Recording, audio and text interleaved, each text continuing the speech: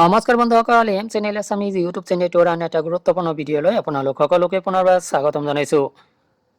বন্ধুসকল দুটা পৰ্যায়ৰ মাজেৰে অসমত কোভিড কালৰ এই সময়ত ষষ্ঠ শ্ৰেণীৰ পৰা দ্বাদশ শ্ৰেণীৰ আনুষ্ঠানিক পাঠদান চলি আছে। বন্ধুসকল ইয়াৰ মাজতে প্ৰশ্ন উদয় হয় ষষ্ঠ শ্ৰেণীৰ তলৰ শ্ৰেণীসমূহ কেতিয়া খুলিব। বন্ধুসকল এই সংক্ৰান্তত কোভিডৰ নামত প্ৰাইমাৰীত শিক্ষাৰ্থীক বঞ্চিত কৰাৰ অভিযোগ উঠিছে আৰু এই অভিযোগ উত্থাপন কৰিছে সদৌ অসম প্ৰাইমাৰী শিক্ষক সংস্থাৰ পৰা। বন্ধুসকল অতি শীঘ্ৰেই খুলি দিব এই বিদ্যালয়সমূহ। পঞ্চম শ্ৰেণীলৈ পাঠদান আৰম্ভ কৰিব শিক্ষা বিভাগে আৰু এই শিক্ষা বিভাগে এই সংক্ৰান্তত কি জাননী প্ৰেৰণ কৰিলে এই সবিশেষ আপোনালোকক এই ভিডিঅ'টো জনাব বিচাৰিছোঁ। বন্ধুসকল ভিডিঅ'টো আৰম্ভ কৰাৰ আগতে আপোনালোকক জনাই ৰাখোঁ আপোনালোকে চেনেলটোলৈ যদি নতুন আগমন কৰিছে অনুগ্ৰহ কৰি চেনেলটো ছাবস্ক্ৰাইব কৰি ল'ব। আহক বন্ধুসকল আমি এই তথ্যখিনি জানি লওঁ।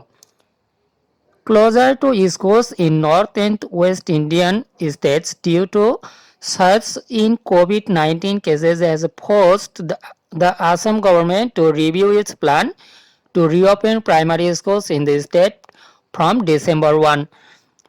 Next, top officials in the state education department said that the state was seriously reviewing the impact of COVID-19 in the state's schools, where numerous positive cases have been detected since the formal reopening of educational institutions in November 2.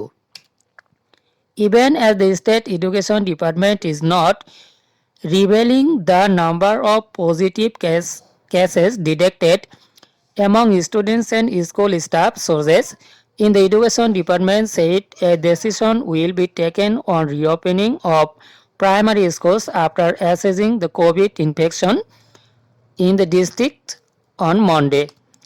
We are prepared to reopen primary schools. তো বন্ধুসকল এনেদৰে ঘোষণা কৰা হৈছে চাব ইয়াতে যে আমি প্ৰাইমাৰী স্কুল খুলিবলৈ প্ৰিপেয়াৰ হৈ আছোঁ, বাট উই আৰ কেয়াৰফুলি ৱাচিং the situation after Gujarat Haryana Mumbai reversed their decision on reopening of schools. কিন্তু বন্ধুসকল ইয়াতে লক্ষ্য ৰখাৰ কথা কোৱা হৈছে গুজৰাট হাৰিয়ানা মুম্বাইৰ যিখিনি কোভিড চিটুৱেশ্যন স্কুল ৰিঅপেন কৰাৰ পিছত হৈছে সেইখিনিলৈ লক্ষ্য ৰাখিছে।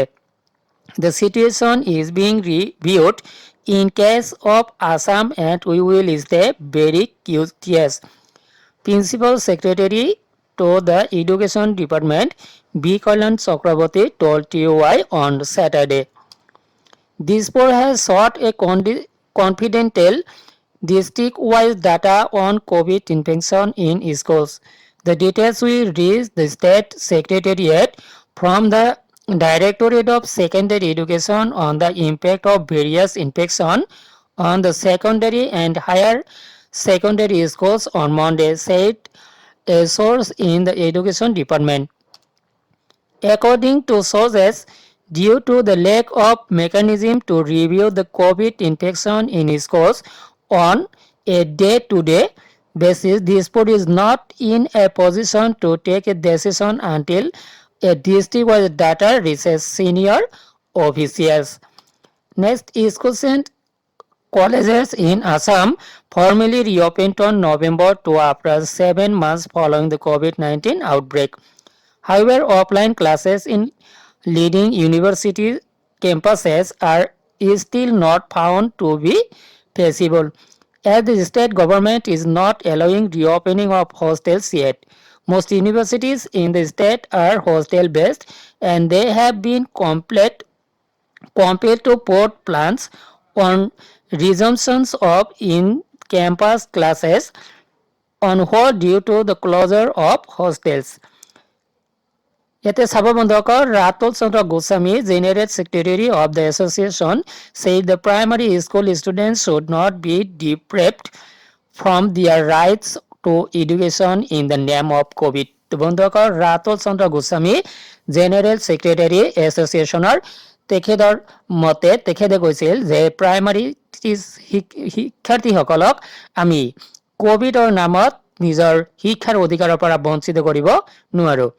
At last, higher classes of the elementary standard that 4 and 5 বুলি কোৱা হৈছে should be allowed to be open for offline classes. তো তেখেতৰ মতে যে এটলিষ্ট আমি চতুৰ্থ আৰু পঞ্চম শ্ৰেণী যদিও খুলিব পৰা যায় তেতিয়াহ'লে এইখিনি খোলাৰ কাৰণে এলাউড কৰিব লাগে।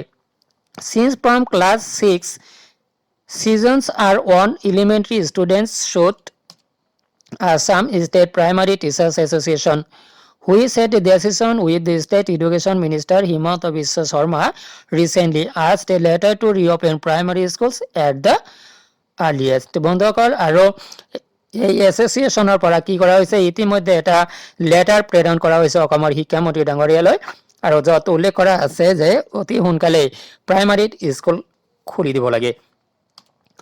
The BJP-led government had stated Aadhaar enroll for all schools kids in Assam to track students and include them under government schemes earlier this month. বন্ধুসকল আৰু ইয়াতেও কিছুমান যুক্তি থাকে যে বিজেপি গভৰ্ণমেণ্টে ইতিমধ্যে কি কৰিছে আধাৰ এনৰোল কৰাৰ কাৰণে ছাত্ৰ ছাত্ৰীক এটা সুবিধা দিছে আৰু এই আধাৰ এনৰোল কৰাৰ কাৰণে ছাত্ৰ ছাত্ৰীসকল স্কুলত যাব লগাৰ প্ৰয়োজন হৈছে আৰু এই বিভিন্ন দিশবোৰলৈ লক্ষ্য কৰিলে দেখা যায় যে প্ৰাইমাৰী যিখিনি লেভেল স্কুল খুলিবলৈ বাকী আছে এই স্কুলখিনি খোলাৰ কাৰণে এই সন্থাৰ পৰা দাবী জনোৱা আছে। আৰু বন্ধুসকল কোভিডৰ এই সংক্ৰমণৰ সময়ত বাকী শ্ৰেণীবোৰ খুলি দিয়াৰ পিছত এনেধৰণৰ কোনো ধৰণৰ অপ্ৰীতিকৰ ঘটনা এতিয়ালৈকে ঘটা নাই অসমত। তো বন্ধুসকল সেই সংক্ৰান্তত প্ৰাইমাৰী স্কুল খুলি দিব লাগে নে নালাগে এই সংক্ৰান্তত আপোনালোকৰ কোনো ধৰণৰ মতামত থাকিলে অনুগ্ৰহ কৰি কমেণ্ট কৰি জনাবলৈ আশা কৰিছোঁ আপোনালোকে কমেণ্ট কৰি জনাব। আজিলৈ এৰিছোঁ, ধন্যবাদ।